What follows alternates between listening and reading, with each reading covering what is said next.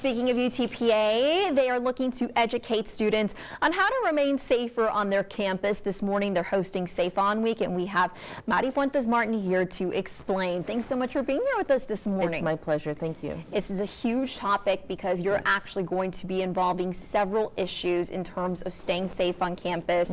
I want you to explain to our viewers why you decided to do this and some of the things that you're going to be covering. Okay, thank you.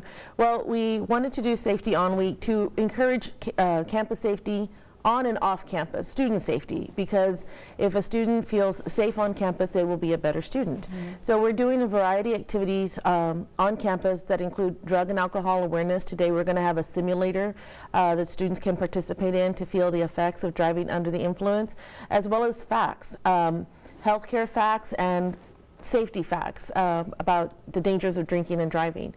We also will have a program tomorrow called Take Back the Night, and we also have the Clothesline Project. Both of them have to deal with violence, domestic violence and violence in relationships, and encouraging students to take proactive steps for their own safety. These are very important topics because when you're young, you're very vulnerable, and sometimes you don't necessarily see the light at the end of the tunnel. You can't see. Sometimes the lines are blurred.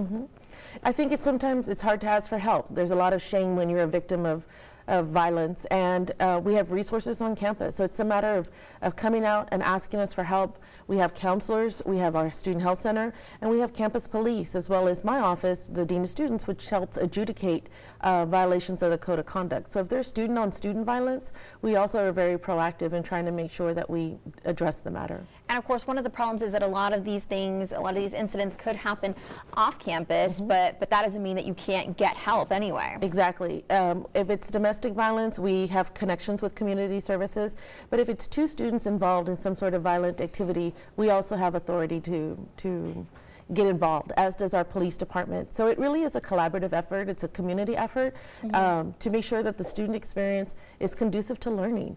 And whether it's learning in the classroom or learning how to stand up for yourself, that's all part of the college experience at UTPA. How can your students participate in this? What are some of the events coming up, and where can they get more information? Okay. There are lots of notes on Bronc Link and Bronc Notes. Students will know where that is. They get emails all the time.